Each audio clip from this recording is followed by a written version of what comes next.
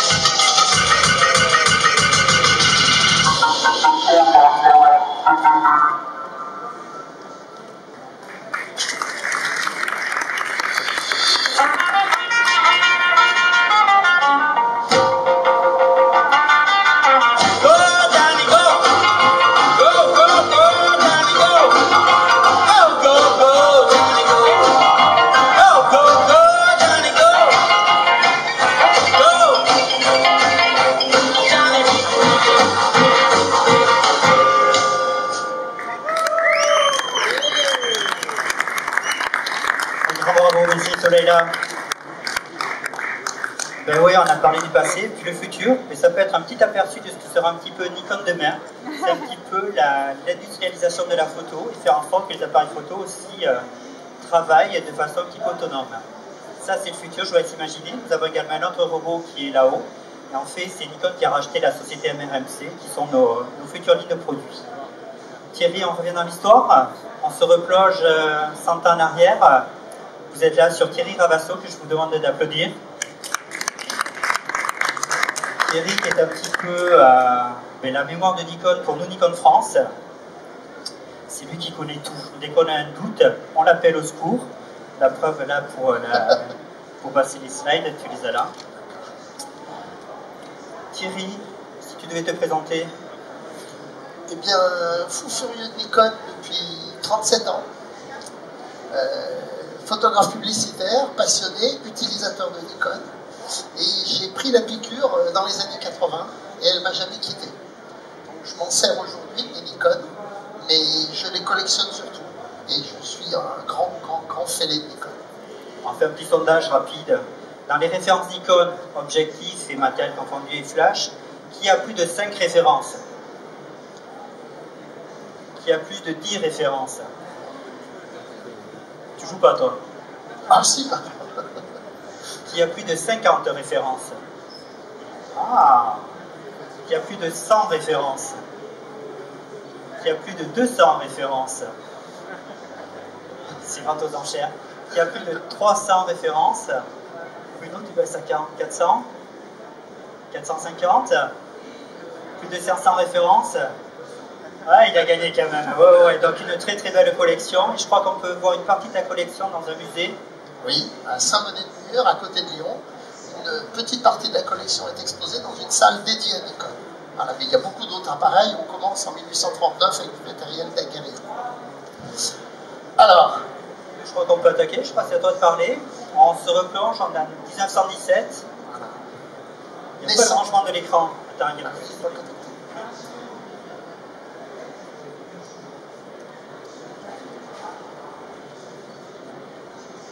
C'est la magie des premières conférences. Allez, c'est parti. Donc, 1917, naissance de Nikon. Nikon est né en fait de la fusion de 3 sociétés à la demande du baron Iwasaki. C'était un monsieur très proche de la famille Mitsubishi. C'est pour ça que Nikon a encore des relations très proches avec Mitsubishi. Et ce monsieur a voulu créer une société qui regroupait 3 sociétés d'optique historiques au Japon. Le Japon devait pressentir qu'ils allaient approcher une période de guerre et ils avaient envie de se démarquer de l'Europe. Ils avaient envie de ne plus être tributaires de l'Europe pour acheter du matériel photo, du matériel optique, ou tout simplement du verre optique. Donc ils ont décidé de créer une société, la Nippon Kogaku, qui veut dire optique japonaise, qui était censée devenir la société d'État pour fabriquer tout le matériel photographique dans l'avenir, mais surtout optique. On critique les Japonais en disant qu'ils ont copié, c'est pas vrai. Les Japonais ont recherché des spécialistes en optique, ils les ont trouvés en Allemagne. C'était la fin de la guerre, les Allemands devaient être et au chômage et très mal en point, et il y a 8 ingénieurs allemands qui sont partis à Tokyo, invités par Nikon, pour leur apprendre à faire de l'optique. C'est pour ça que les premières optiques japonaises étaient étrangement proches des optiques allemandes, puisque c'est des Allemands qui leur avaient appris à les faire.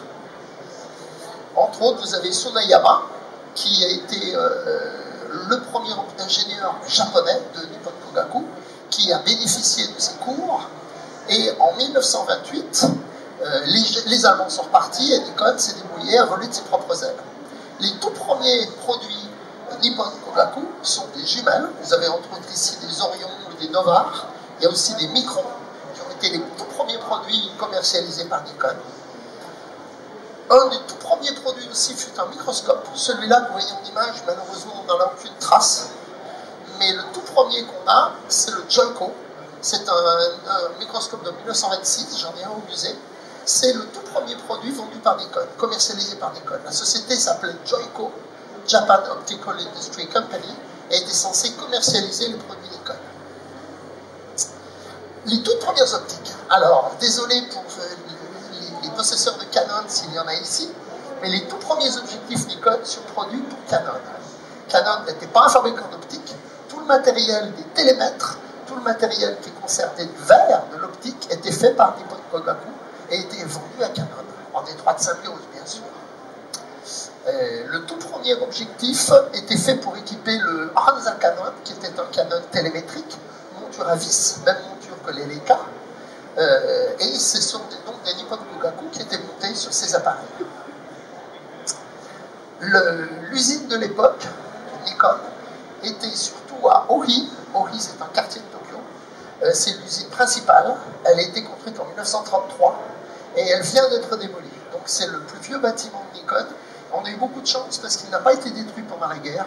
Il y a des gens qui disent que c'est volontaire, je pense que c'est le hasard, mais c'est un des rares bâtiments de Tokyo qui n'a pas été démoli.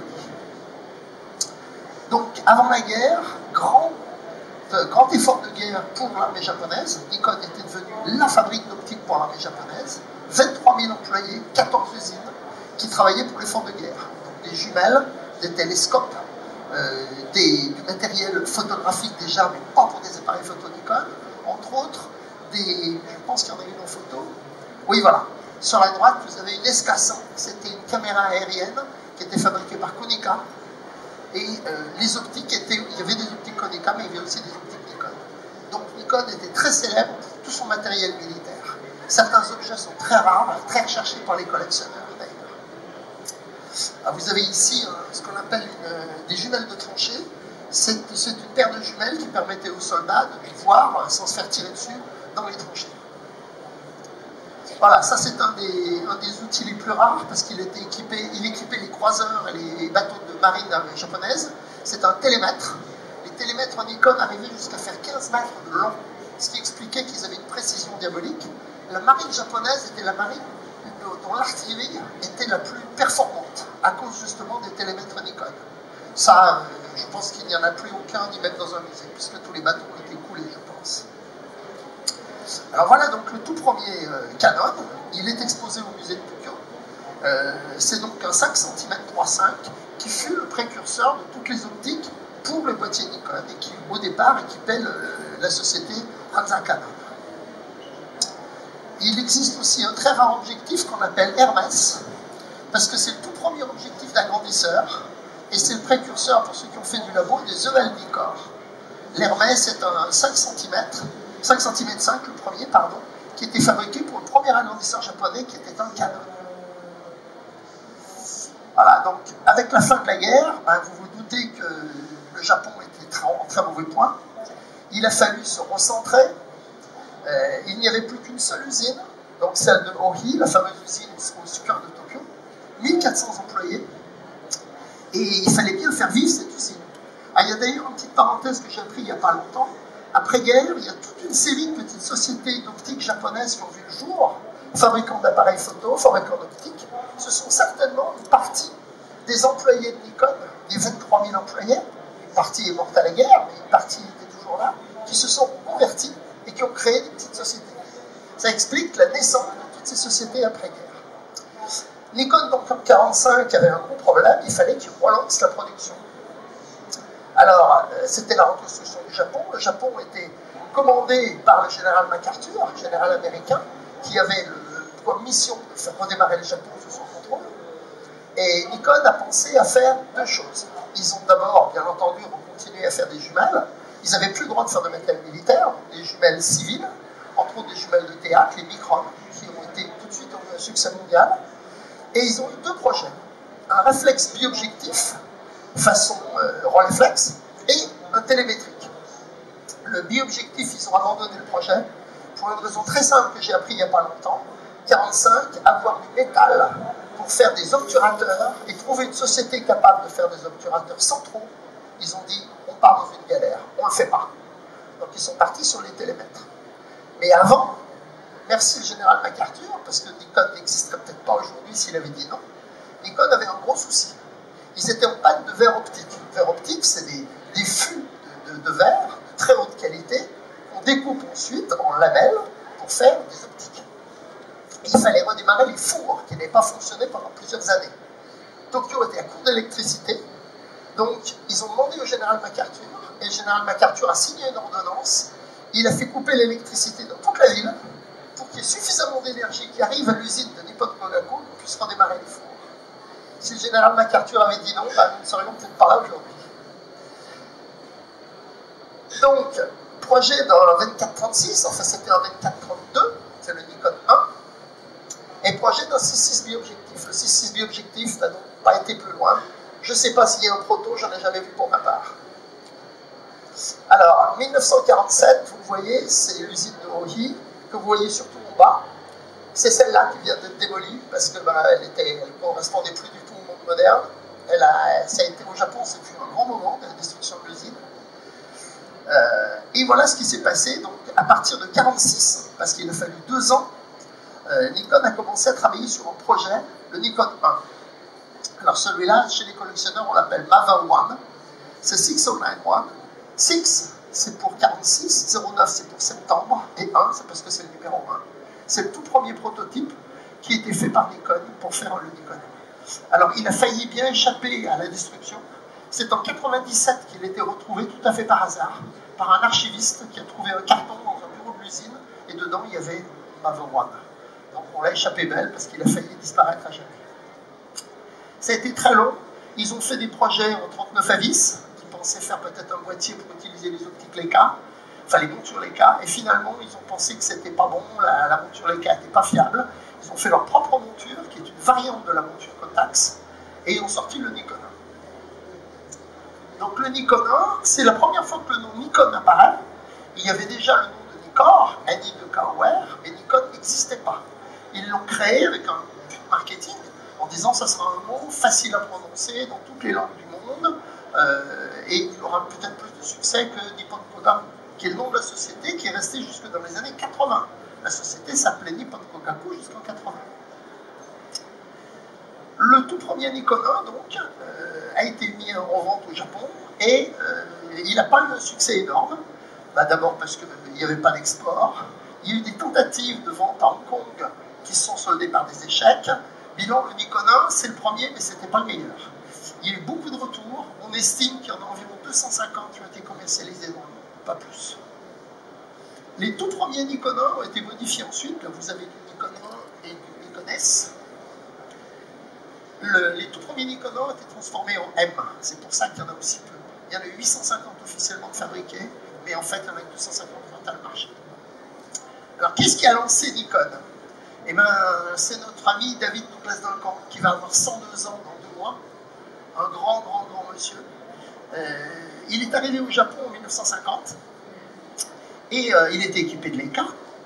Et il a rencontré un japonais, John Mickley, qui lui a présenté Nikon, qui a surtout fait une photo de lui un soir, à la nuit tombée.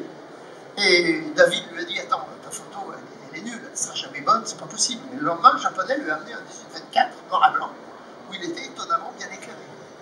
Et David lui a dit, mais t'as fait ça comment? Il dit, avec des objectifs, avec mes Nikon. Et David a demandé à avoir des Nikon. Il a eu un 50, un 85, un 135, qu'il a monté sur ses Leica. Il a abandonné ses optiques Leica, et il a fait toute la guerre de Corée avec des Nikon. Quand il est retourné aux États-Unis, Time Life, puisqu'il travaillait pour Time Life, il a dit, mais qu'est-ce qui s'est passé? Qu'est-ce que tu as changé? Il a dit, bah, les optiques, tout simplement. Time Life était tellement bluffé qu'ils ont importé eux-mêmes une dizaine de kits Nikon S plus optique pour les offrir à leurs équipes de travail, à leurs reporters, pour qu'ils puissent tester le matériel Nikon. Donc Nikon voue un remarquable remerciement à David Douglas Duncan. Au Japon, il est appelé la légende vivante, parce que c'est un monsieur qui, d'après eux, les a introduits aux États-Unis, qui est le marché numéro 1 de Nikon, il faut s'en douter.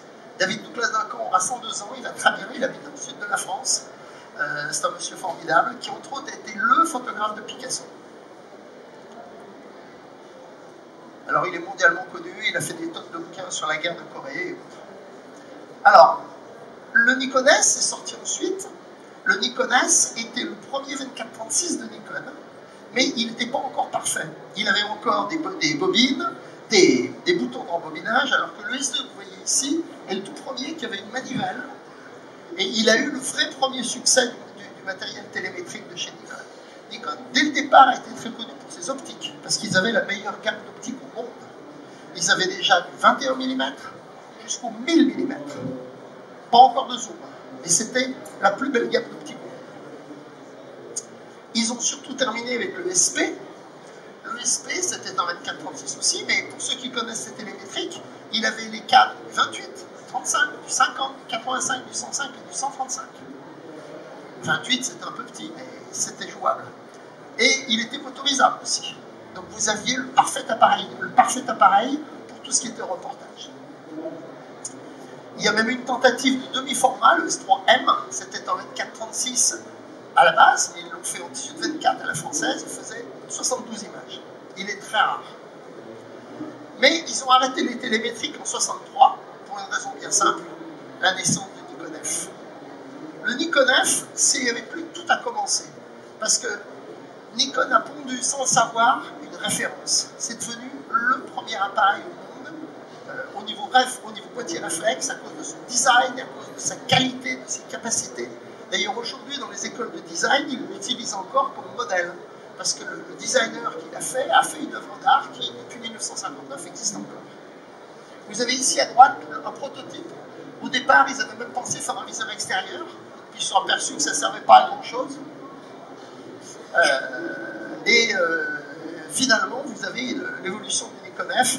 Alors, qu'est-ce qui a fait le côté fabuleux de Nikon F? C'est sa modularité. Les optiques étaient interchangeables. Je vous l'ai dit, du 21 au 1000 mm. Les viseurs étaient interchangeables. Vous aviez des moteurs. Alors, au départ, le premier appareil n'avait pas de cellules. Donc, parce que les cellules internes n'existaient pas. Donc, on pouvait adapter une cellule externe. Couplé vitesse diaphragme, contrairement au Leica, qui était couplé que aux vitesses. Lui était couplé vitesse diaphragme. Parce que sur les optiques, il y avait la fameuse fourchette qui, à l'époque, je me demandais à quoi elle servait, elle allait servir au futur couplage. Parce qu'ils avaient des protons, mais ils ne tournaient pas. Tout premier prisme réflexe, à cellule intégrée, mais elle n'était pas TTL pour le moment, elle était externe. Puis ensuite, ils ont mis des viseurs à cellules. C'était l'avantage du Nikon. Il suffisait de changer le viseur et votre appareil était au bout du jour. Il était produit de 1959 à 1973 avec beaucoup de variantes. Là, vous avez devant ce qu'on appelle les tick marks, c'est les toutes premières optiques qui étaient reconnaissables par différents critères. Et ça, c'est un des tout premiers appareils, c'est le 203e Nikon F jamais fabriqué. Alors, il y avait des versions noires pour les pros, le fameux viseur sans cellule, le premier viseur avec cellule qu'on appelle flag, drapeau, parce que le contact, c'était le petit contact qui était dessus, le petit volet. Les premiers moteurs, moteur 250 vues, c'était extraordinaire pour l'époque. N'importe quel boîtier était motorisable. Il ne fallait pas avoir un boîtier spécial, on pouvait après le transformer. Ensuite, ils ont fait des moteurs et des alimentations compactes. Moi, c'est avec cet appareil que j'ai commencé ma collection. C'était l'appareil typique de Blow Up, si vous l'avez vu, qui est un monstre du cinéma. Et c'est l'appareil qui m'a décidé à acheter un Nikon. Alors, bien entendu, on ne pourra pas parler de Nikon sans parler des optiques, parce que je vous l'ai dit, Nikon est un opticien. C'est eux qui ont fondé les bases de beaucoup d'optiques modernes. C'est pas eux qui ont inventé le premier zoom, mais ils ont fait un des zooms les plus performants. Le 85-250, en fait, n'a pas été fait pour la photo, il a été fait pour la télévision au départ. Mais il a vite dévié en photo. Tout à l'heure. Alors, dans les nouveautés et les inventions, ça par contre, c'est eux, ils ont fait les tout premiers fisheye. Ce fisheye n'était pas un objectif, c'était un appareil photo. C'est un appareil photo format 120, qui faisait donc du 6.6, et qui était fait pour faire de la photo astronomique. Les fisheye ont été conçus pour ça dès le départ. Aujourd'hui, un des plus rares, vous en avez un exposé derrière moi, dans le mur, vous avez une 6 mm de 8 qui fait 220 degrés d'angle, qui ouvre à 2,8, et que vous montez sur n'importe quel appareil. Parce qu'on en parlera tout à l'heure, mais l'avantage de Nikon, c'est la compatibilité totale. Là, vous avez une bête. Alors, chez nous, les collectionneurs, on l'appelle le Graal. C'est le 13 mm. C'est le plus grand angle orthoscopique. Ça n'est pas un fisheye, il ne déforme pas. Et c'est une bête de course. Je vous en ai amené un. Ce qu'il y a d'extraordinaire, c'est que cet objectif a donc 40 ans et il est monté sur un D850 qui est tout neuf. Et ça marche très bien. J'ai juste indiqué à l'appareil que j'avais un 13-5-6, il le sait, la cellule le sait, donc j'ai même l'apparition des diaphes, comme si c'était un appareil, un objectif d'aujourd'hui. 40 ans d'existence, 118 degrés d'angle. Voilà. On peut la regarder, ton image? Tu sais pas comment on va faire là. La publier, non, mais... On va regarder. C'est de l'impro, hein.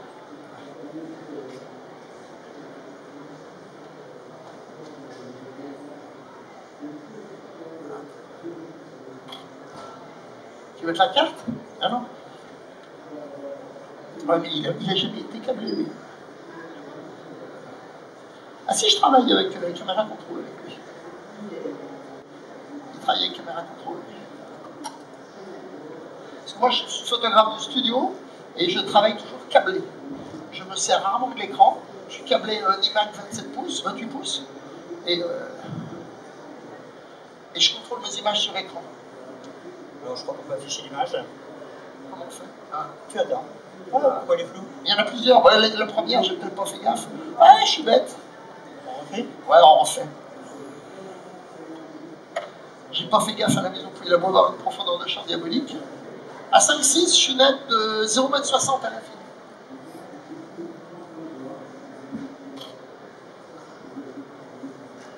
Mal de passer. Dès que nos amis de la régie le mettent.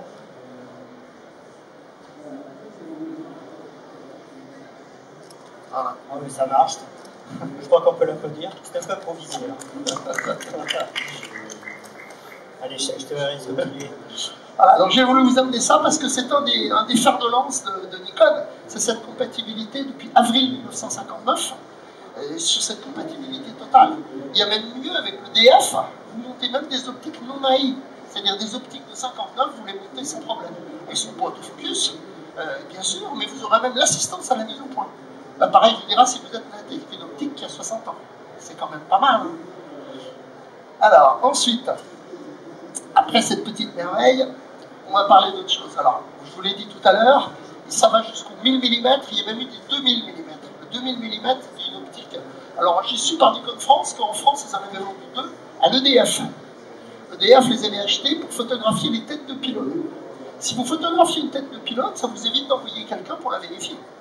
Donc, ils photographiaient les têtes de pilotes, certainement avec un gars en voiture qui faisait le tour. Après, ils développaient, et s'il y en avait une qui venait d'être réparée, ils envoyaient quelqu'un. Merci Nikon. Ça vaut très cher, c'est très rare le 2000 mm. Alors, Nikon est aussi le créateur donc, de zoom extrême. C'est eux qui ont inventé tous les zooms qui ont été consacrés au sport. Entre autres, il y a le 372-100, mais il y a surtout le 1200-1700. 1200-1700, c'est un monstre qui fait 18 kg, qui ouvre à 11. Il y en a eu 17 de fabriqués. Officiellement, il y en a 10 qui ont été vendus à une agence américaine. On ne sait pas laquelle, on devine, et qui servait à l'étude des gangsters, des voyous, des trafiquants, ou pour les militaires. Les 5 autres ont été vendus aux 5 plus grands groupes de presse mondiaux. Donc il y avait Reuters, il y avait la Corriere della Sera en Italie, qui le ressort de temps en temps. Et officiellement, il y en avait 15. Mais en fait, il y en a au moins 17. Parce qu'au musée à Tokyo, il y a le numéro 16 qui est exposé, et j'ai un ami en Slovaquie qui a le numéro 17. Donc il y en a eu au moins 17 de faits, mais certainement pas plus. Il valait 95 000 $ à sa sortie en 1995. C'est introuvable. Celui-là, je ne l'ai pas dans ma collecte. C'est une bête. Alors sinon, il y a des optiques légendaires. Celui-là aussi, vous l'avez. Il est dans une vitrine derrière. 300 mm f2. Ça, c'était pour la chasse photo. Il est très recherché par les gens du cinéma. Il est transformé en monture à réflexe. Et aujourd'hui encore, les gens du cinéma l'achètent très très cher. C'est une optique fabuleuse. Imaginez la faible profondeur de champ, 300 mm à 2. Alors Nikon a conquis, je vous le disais à l'instant, le 7e art. Et beaucoup de réalisateurs et de réalisateurs de films ont utilisé des Nikon.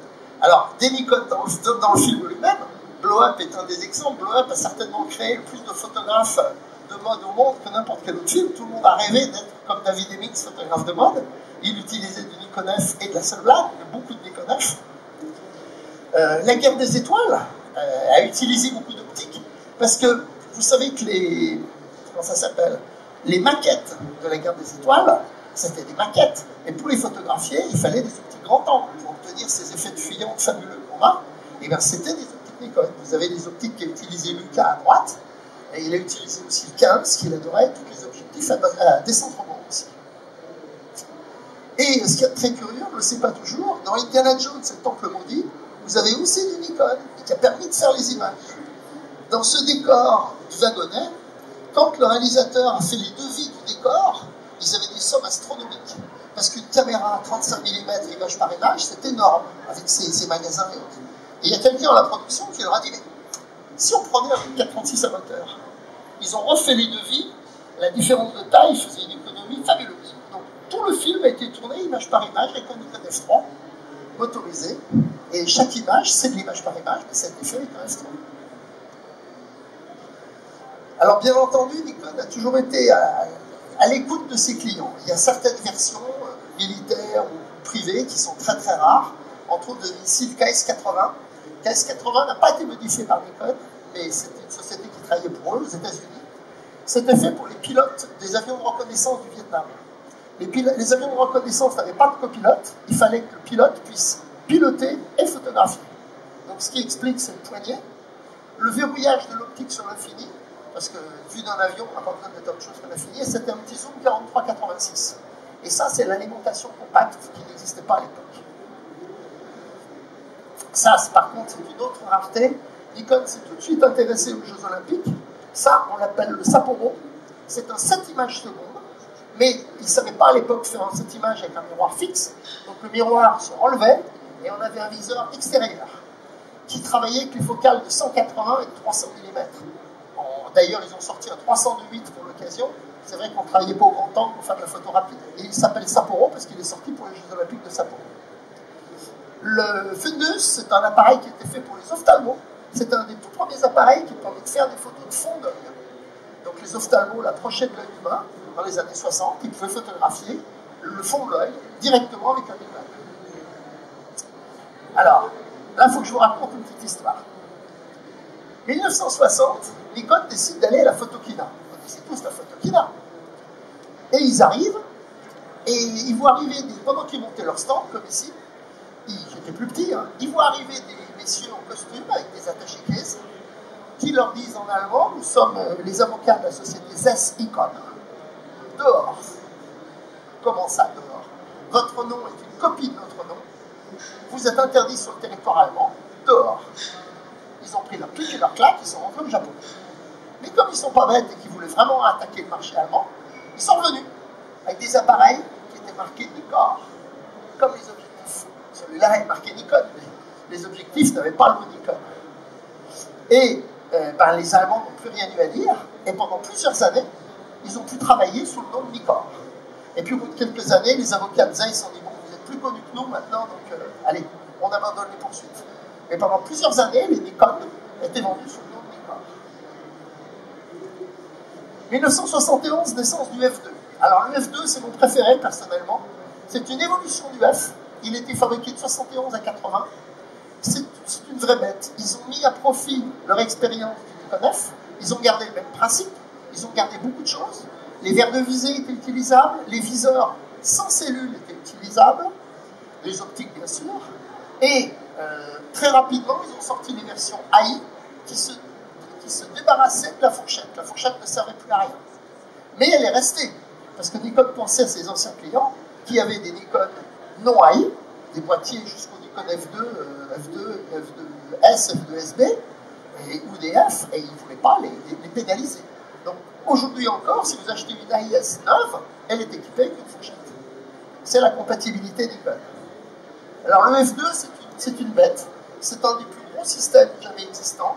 Donc vous avez le fameux 6 mm de 8, vous avez ici, là il n'y a pas le 360 200, il n'existait pas. Vous avez des gros télés, vous avez des zooms, vous avez des moteurs de 150 vues, vous avez du 15 mm. Ça c'est une photo de 74-75, parce qu'il y a de l'EA là. Alors c'était l'inventeur de dos assez important. Voilà les dos de 150 vues, mais voilà aussi le dos 750 vues. Les fabricants de films pouvaient vous vendre du film en galettes de 30 mètres. Et bien dans le dos 750, vous pouviez mettre directement les galettes de 30 mètres et faire 750 photos. Alors c'est très lourd, hein. On ne le porte pas à la main. Hein. C'est sur pied, c'était fait pour faire de l'observation ou de la photo scientifique. On a besoin d'une série d'images à intervalles réguliers. Ils ont fait aussi des dos data, c'est-à-dire que voilà, là vous avez deux petites horloges, vous les voyez lui aussi être exposées dans la vitrine Nikon derrière moi, des petites horloges Seiko qui permettaient d'imprimer grâce à un système de flash intégré la date et l'heure. Celui-ci était au dock de Marseille, il photographiait tous les bateaux qui rentraient et qui sortaient du port. Ça, ils avaient une preuve des entrées et sorties du port. On le voit même en version transpose. Alors, là aussi, l'évolution de Nikon, c'est le boîtier ne permettait pas encore l'automatisme du diaphragme. Donc, eh ben, ils l'ont fait en annexe. Vous avez ici un DS, ça c'est un DS12, qui se montait sur le côté du boîtier et qui venait mécaniquement tourner la bague du diaphragme. C'est-à-dire vous régliez une vitesse et en fonction de la cellule, le diaphragme se réglait automatiquement. Ça fait beaucoup de bruit, c'est lent, mais ça marche. Voilà une vague idée de tous les viseurs Nikon disponibles, y compris des très rares viseurs scientifiques, qui servait entre autres pour les Funus. Alors ça, c'est une bête aussi. Je vous ai montré tout à l'heure le Sapporo, cette image seconde. Celui-là, c'est le F2 HMD. Il montait à 10 images secondes, mais cette fois, le miroir est semi-transparent. Donc, il ne fait pas du flip-flap. La photo se prend à travers le miroir, il a intérêt à être propre, et vous tapez à 10 images secondes. Moteur spécial, double alimentation, boîtier titane. 1980, c'est la naissance du F3. Alors, le F3 était très décrié au début. Finalement, ça a été une tuerie. Il est resté 23 ans au catalogue. Il a été fabriqué jusqu'en 2001-2002. Et c'était certainement le boîtier qui était le moins aimé au début, mais le plus fabriqué. Le F3, voilà la gamme optique, voilà le fameux, ça c'est le 372, c'est pas le 1200-1700. Le 6 mm, enfin la gamme de matériel disponible en 1980 avec le F3. C'était la gamme la plus technique possible, parce que nous on est photographes de rue, mais il y a des photographes scientifiques, il y a des photographes de macro, il y a des photographes de sport, il y a des photographes qui font n'importe quoi. Nicole avait toujours le matériel pour eux. Alors le F3 c'est le premier boîtier électronique qui a eu donc les premières vitesses, priorité vitesse, non pardon, priorité diaphragme, excusez-moi, le priorité vitesse c'est le F4. Lui aussi, compatibilité totale avec toutes les optiques, bien sûr. Alors il y a eu des versions titane, titane chromé, titane noir, version d'eau 250 vues, très rare aussi. Tout ça, ça valait des fortunes. Alors, il travaillait déjà aussi pour l'armée, ça c'est l'USDV, celui-là il était fixé directement sur des périscopes.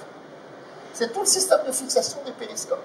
Donc avec un système de tiroirs, les opérateurs des périscopes des sous-marins pouvaient faire des photos avec du F3. Là aussi, la suite du F3 après le F2 HMD, le F3H, qui montait à 13 images 5 par seconde, c'est-à-dire qu'en moins de 3 secondes, vous vidiez le film. Il n'y a jamais eu d'eau 250 pour lui, parce qu'il y avait des problèmes de casse. Le film, il n'aimait pas. Ça allait trop vite pour lui. 13 images 5 par seconde. Alors, le F3AF, c'est le premier réflexe professionnel AF. En fait, c'est un presse-papier fabuleux. Il était très lent. Il n'acceptait que 2 objectifs, un 80 et un 200 mm, ou alors des optiques qui ouvraient à plus de 2, il n'y en avait pas beaucoup, avec un convertisseur spécial. Mais c'était les débuts. Alors, est-ce que vous vous doutiez que le premier autofocus c'était un F2? En fait, l'autofocus n'est pas dans le boîtier, il est dans l'objectif. Ça, c'est une photo prise au musée à Tokyo. C'est un des rares prototypes qui fonctionnait. Donc, tout l'autofocus, sous brevet américain, c'est René Wild qui l'avait fait, était dans l'optique. Voilà. 1971 quand même. Alors, les appareils électroniques, il a bien fallu y passer. Et voilà le tout premier vrai autofocus, 1986. Alors chez nous, il s'appelait le F501. Pourquoi il s'appelle le 20-20? Parce que chez eux, c'est le 10 sur 10. 20-20, ça veut dire une vue parfaite. Donc c'était le nom de l'appareil. Et le F301 s'appelait le N2000. Alors, le F4 était le premier appareil professionnel qui avait kit autofocus, qui avait aussi priorité vitesse et priorité diaphragme. Ça n'a malheureusement pas été un succès pour 2 raisons. D'abord, il est arrivé très tard. Les Canon EOS étaient déjà sortis. Et son autofocus était lent. Pourquoi? Parce que Nikon, encore une fois, veut respecter ses clients. On utilise toujours la même baïonnette depuis 1959. Et aujourd'hui, ils n'en ont pas démordu. Alors que Canon a fait fi de tout ça. Ils ont balancé la baïonnette, ils en ont fait une nouvelle en disant les vieux clients, on s'en tape. Et ils ont tout changé. Nikon n'a pas voulu. Donc ils ont mis du temps. Le F4 en est la preuve. Il est aimé, mais il n'a pas eu le succès qu'il aurait dû avoir. Alors là, vous avez un modèle très rare, on appelle le NPS, parce qu'étant donné qu'il avait une priorité vitesse, shutter, il y a des petits japonais malins qui ont dit à Nikon, on pourrait avoir des vitesses supplémentaires, et bien ils ont fait un boîtier avec le 350 et le 750. On suppose qu'il y en a une cinquantaine qui ont été faits spécialement par Nikon Japon pour des reporters japonais. Il était introuvable en Europe. Il est au musée si vous voulez le voir. Version spéciale, le F5 anniversaire. Alors c'est le F5. Le F5 a été à mon avis le meilleur boîtier que Nikon ait jamais fait. D'ailleurs, ils ont repris le poil de la bête avec cet appareil. La presse unanime a signalé que c'était le meilleur appareil jamais fabriqué. l'autofocus était rapide, la cellule explosait de façon folle, c'était un boîtier hyper solide, viseur interchangeable, c'était une tuerie. C'est certainement le meilleur en 24-36 réflexe. Si vous devez acheter un boîtier, acheter un F5, c'est une merveille. Et en 2002-2003, Nikon nous a sorti le F6. Alors, comment ça se fait que Nikon a sorti un boîtier en 2004? En fait, il est de 2002. En fait, l'armée américaine doit avoir des contrats énormes avec Nikon. Je ne connais pas les chiffres. Et ils se sont pointés en 2002 chez Nikon en disant on vient passer nos commandes. Nikon leur a dit on arrête le F5. Comment vous arrêtez le F5? Il dit oui, il n'y a plus de clients. L'argentique, il est condamné. Il dit mais par contre, dans nos cartons à dessin, on a un projet. Le projet F6. On ne saura jamais combien, mais l'armée américaine a signé. Peut-être 10 000, peut-être 20 000 boîtiers, on ne saura pas, suffisant. Et Nikon a fabriqué le F6. Alors pour la petite histoire, il est au programme jusqu'en 2020. Il sera fabriqué jusqu'en 2020. Il continue à en sortir 30 par semaine en ce moment. Ça veut dire qu'il y a encore 30 personnes dans le monde, toutes les semaines, qui achètent un Nikon F6. Ce qui ne s'amuserait pas à produire s'il n'y avait pas de clients. Alors, il y a eu un autre monde que les gens ne connaissent pas trop, c'est le monde du silence. En 1960, Jacques-Yves Cousteau a demandé à un ami belge de lui fabriquer un appareil étanche. Il voulait faire des photos depuis sa Calypso. De Wouters a créé cet appareil qu'on appelle le Calypso Photo, hommage à Cousteau. Et il était fabriqué pendant 1 an par Atoms, une petite société niçoise. C'était des objectifs Sambertio. Il n'y en avait qu'un, 35 mm. Et puis au bout d'1 an, le petit atelier niçois, ils vont dire on est désolé, mais on perd de l'argent, c'est pas rentable, on arrête. Donc il avait mauvaise, ils sont allés taper à la porte de Nikon. Ils ont dit monsieur Nikon, ça vous intéresse? Nikon a dit oui, et ils ont sorti les Nikonos. Donc il y a eu d'abord le Nikonos 1, il est ici. Non, mais il n'est pas dessus. C'est bizarre. Il y a eu le Nikonos 1 qui était une copie très proche du Calypso. Ensuite, alors ils ont créé des optiques, parce que Nikon c'est fabriqué en optique. Donc ils ont fait un 28, ils ont fait un 20, ils ont fait un 15 mm, un 80 mm, et ils ont amélioré les boîtiers en les faisant toujours par réflexe. Et en 93, ils ont sorti une merveille, ils ont sorti le RS. Alors le RS, il descendait à 100 mètres sous l'eau, il était autofocus, réflexe. Il y avait un 13 mm fisheye, un 20-35 un zoom, un 28 et un 50 macro. C'était le rêve de tous les plongeurs. Par contre, c'était le plus cher aussi. Aujourd'hui, ça vaudra plus de 20 000 euros le bouquet. Alors, on ne peut pas ne pas parler de Nikon et de la NASA, parce que Nikon est étroitement lié à la NASA. Dès 1971, Nikon était présent. Voilà, tout le matériel utilisé au début, il y avait de la Hasselblad, bien sûr, mais pour votre information, Hasselblad n'était qu'une seule fois sur la Lune. La NASA a eu tellement de problèmes qu'ils ont dit c'est fini, mais il a fait le premier vol. Donc, historiquement, il est important. Et ensuite, ils ont travaillé avec des Nikon. Du F3, du F, ça c'est une petite parenthèse en général.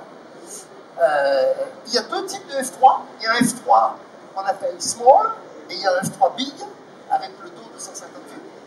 Le voilà ici, le F3, vous voyez, sur le côté de l'astronaute, dans une petite combinaison qu'on appelle EVA. Et c'était l'appareil qui était le plus utilisé dans l'espace. Si vous avez regardé Thomas Pesquet, il est toujours en Nikon. Enfin, il était en Nikon, parce que là, il est redescendu. Il avait du D4S, du D4, que des optiques Nikon. Les Russes et les Américains, dans l'ISS, que du Nikon. Alors, pour la petite histoire, j'ai demandé à des Japonais pourquoi Canon n'était pas là-haut, parce que vous vous doutez qu'ils meurent d'envie d'être dans l'espace, on parle d'eux. Et le bilan, c'est fiabilité. La NASA n'a jamais voulu travailler avec Canon. Donc, c'est toujours les Nikon qui sont là-haut.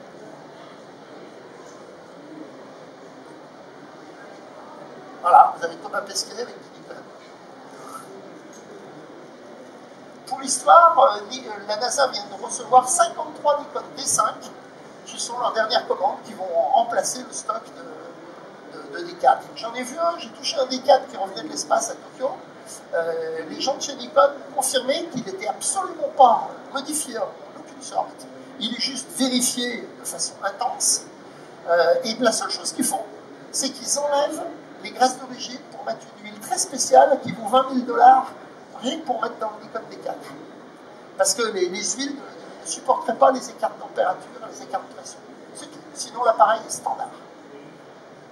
Voilà. Alors, vous savez comment ils tiennent les appareils? Avec des petits velcro. On a un F3 au musée, un F3 NASA, il a plein de petits velcro bleus, parce que pour les ranger, ils tiennent avec des velcro contre les murs, puisqu'il n'y a pas de pesanteur. Alors, cette année, Nikon a eu, comme c'était le 100e anniversaire, Nikon a fait une expo spéciale sur des prototypes. Des appareils qui ont été soit testés, mais jamais fabriqués. Et j'ai eu la chance de récupérer quelques images. Entre autres, vous avez ceci, c'est un 6-7 qui a été fabriqué avec 3 objectifs. C'est du proto, il n'y a jamais eu rien d'autre. Vous avez un système macro qui n'a jamais été vendu non plus. Vous avez un Nikon F demi-format, vous voyez, c'est un 18-24. Vous avez un SP à cellule intégrée, ils avaient pensé à faire, mais le Nikon F étant sorti, ils ne l'ont pas fait. Vous avez du Nikon 16 mm, équivalent des Minox. Ils ne l'ont pas sorti non plus parce qu'ils ont dit c'est fini, le marché est terminé, on ne va pas le faire. Vous avez du matériel de cinéma, là aussi Nikon a arrêté parce qu'il y avait trop de dumping apparemment, les gens cassaient trop les prix. Alors les Nikon qui n'existent pas, j'ai voulu vous montrer plusieurs choses. En 60, Nikon avait besoin d'un boîtier pas cher pour que les gens s'habituent au monde Nikon. Ceux qui ne pouvaient pas acheter un Nikon F, ça valait une fortune à l'époque, avaient besoin d'un 24-36. Donc ils ont demandé à Mamiya, ceci était fait par Mamiya, de leur faire un boîtier économique qui s'appelait le Nicorex F. Ce Nicorex F, il a une durée de vie assez courte, puisqu'en 65, le premier Nikkor mat est sorti, et ils ont donc dit à Mamiya, stop, on vend les nouveaux maintenant. Le Nicorex n'existe pas en noir. Eh bien si, il y a eu 200 exemplaires commandés par l'armée suédoise qui ont demandé une série de noirs. Voilà un des boîtiers. Officiellement, il n'existe pas. Il y a quand même une série de 200. Mais il y a beaucoup plus rare. En Allemagne, vous vous rappelez tout à l'heure, je vous ai dit que les Nikon étaient interdits. Donc, l'importateur allemand, il voit arriver un Nicorex F. Il dit à Nikon, écoutez, vous êtes gentil, mais Nikon F, Nicorex F, mes clients ne vont pas comprendre. Est-ce qu'on peut demander une modification à Mamiya? Et Mamiya dit ok, ils ont fait un Nikon J, Junior. Alors ce boîtier, il a une durée de vie hyper courte, parce que c'était 65, c'était la sortie du Nikon F, du Nikon mat, et on n'en connaît que 14 dans le monde. Il y en a eu forcément plus, mais marché allemand, marché qui n'était pas très porteur pour Nikon, ils achetaient du Zeiss, ils achetaient du Contax, ils achetaient tous, donc les japonais, surtout des japonais bas de gamme, parce que c'était quand même pas des bêtes. On n'en connaît que 14. Mais celui-là, on ne le connaît pas. Et il n'existe pas officiellement. Le Nikon J noir. L'importateur allemand m'a juré ses grands dieux qu'il n'en avait jamais eu. Nikon ne le connaît pas. Ce qu'on suppose, c'est que Mamiya en a fait une petite série, peut-être une dizaine, une vingtaine, on ne saura jamais. Et comme Nikon a stoppé l'ordre de fabrication, bah, ils se laissent au point frais, comme on dit. Et ils ont dû partir sur le marché parallèle aux États-Unis, parce que celui-là, je l'ai trouvé aux États-Unis. Mais il n'est sur aucun catalogue, sur aucun tarif, il n'existe pas. Le voilà. Voilà, donc le plus important, je vous l'ai dit, cette fameuse baïonnette qui a été créée en 1959 et qui aujourd'hui encore accepte des optiques qui ont 40 ans. Ce 13 mm, il est de 1976. Et bien, il marche sans problème sur un boîtier de 2017. Voilà. Merci à vous. Je crois qu'on peut l'applaudir, belle performance. Merci Thierry. Il y a des questions. Allez-y. J'aurais voulu aussi mentionner que quand vous avez parlé des zooms, il aurait fallu pour une fois Cocorico mentionner que c'est monsieur ingénieux, un ingénieur informaticien, opticien, qui a inventé les premiers zooms pour les non-réflexes et puis pour le cinéma surtout, qui ont été repris par la photo. J'ai bien dit que c'était pas Nikon l'inventeur. Pour la visée réflexe, faut faire quand même, peut-être pas un cocorico, mais un grand remerciement à Azaï Patax qui a inventé, et que sans lui, sans ces ingénieurs, peut-être on sera encore à la visée télémétrique. Voilà. Tout à fait juste. Ouais. C'est la grande difficulté, en une demi-heure, 3/4 d'heure de résumer son temps d'histoire. Il y a 2-3 impasses. Y a-t-il d'autres questions dans le groupe? Est-ce que ça vous a plu? Vous avez appris des choses? Bon, mais je crois que s'il n'y a plus d'autres questions, je pense que Thierry reste à votre disposition. En tous les cas, un très très grand merci. Bravo Thierry. Du grand art. Merci.